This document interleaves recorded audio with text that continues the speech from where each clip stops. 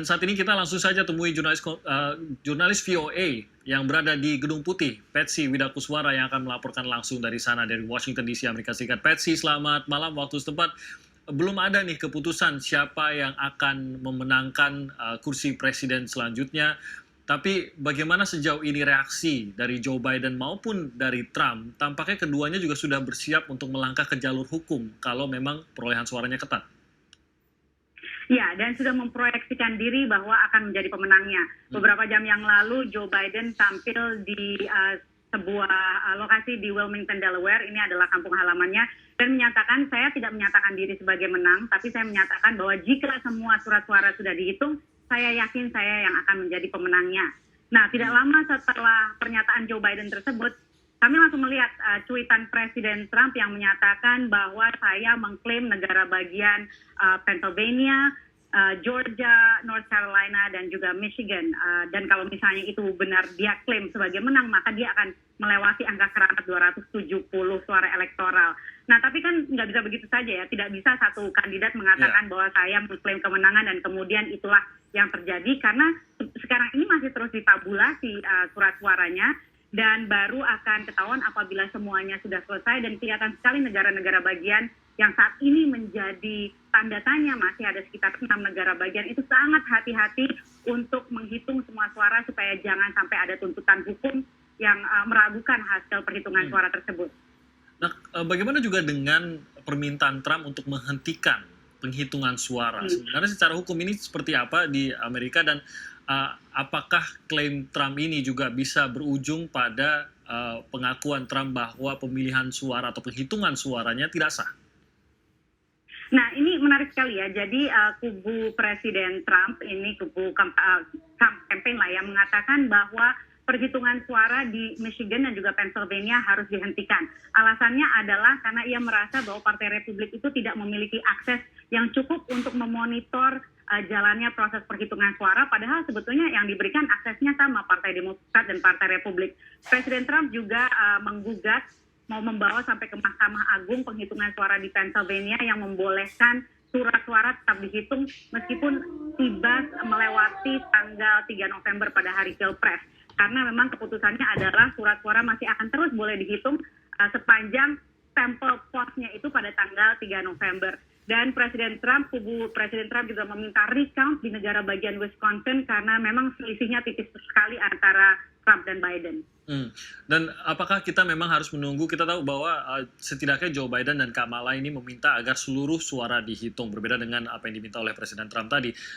Apakah memang harus menunggu sampai surat suara terakhir dihitungkah, baru kita akan mendengar pidato kemenangan ataupun pidato yang menyatakan kekalahan? Kalau kita lihat di pemilihan-pemilihan sebelumnya, tidakkah dari penghitungan awal saja, karena sudah bisa di quick count, sudah bisa diprediksi, bahkan dari itu saja kita sudah mendengar ada calon yang sudah mengakui kekalahannya. Tapi dalam kasus Trump dan Biden ini, mungkinkah itu terjadi atau memang harus ditunggu sampai penghitungan suara atau surat suara terakhir dihitung?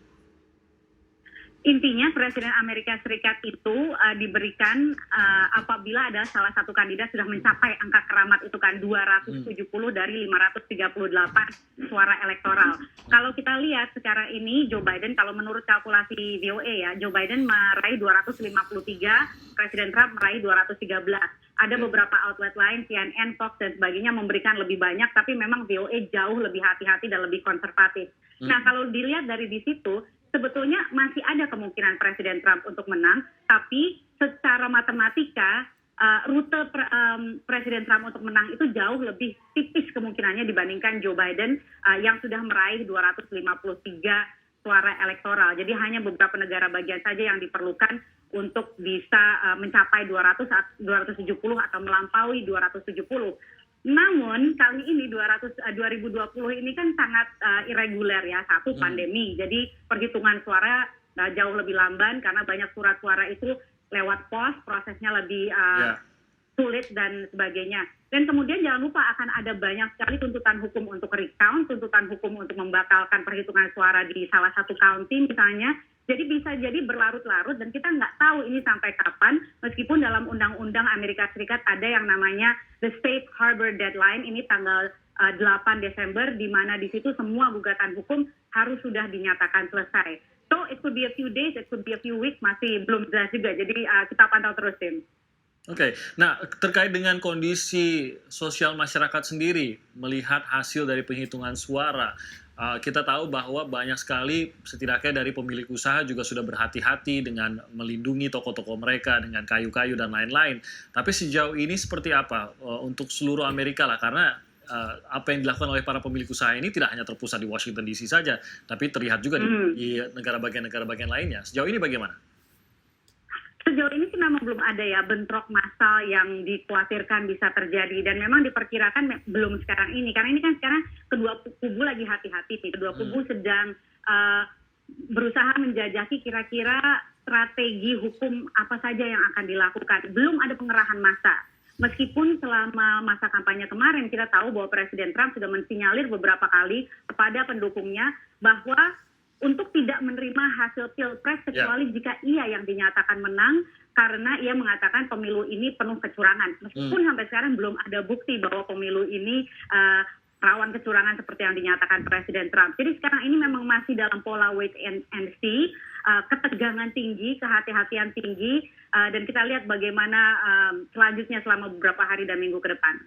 Dan ketegangan ini pun masih akan bertahan hingga benar-benar sudah dinyatakan siapa pemenangnya. Siapa yang akan menyatakan nanti, Patsy, bahwa inilah yang memenangkan hasil pemilu Presiden Amerika Serikat? Biasanya kalau secara tradisi politik yang mencapai 270 itu mengklaim menang, dan kemudian lawannya memberikan pidato konfesi, kan, pidato mengaku kekalahan. Nah, cuma itu kita tidak tahu, itu pun masih tanda tanya. Apabila salah satu kandidat menang, apakah kandidat yang lainnya akan mengaku kekalahan atau tidak, terutama karena bisa jadi hasilnya tipis, kan, bisa jadi hasilnya adalah 270 dan 268. Jika demikian terjadi, maka mandatnya pun juga akan lebih lemah, dan kemungkinan kekhawatiran akan terjadinya kerusuhan atau friksi pasca pilpres itu mungkin saja terjadi. Jadi bisa saja pengakuan siapa yang menang itu di meja pengadilan begitu ya, oleh hakim gitu. Bisa terjadi seperti itu. Mungkin Tim ingat tahun 2000 antara Al Gore dan George W. Bush itu proses recount dibawa sampai ke Mahkamah Agung Amerika Serikat. Hasil pilpres tidak diketahui sampai 36 hari kemudian. Oke, Patsy, terima kasih banyak atas laporannya langsung dari Gedung Putih di Washington DC, Amerika Serikat.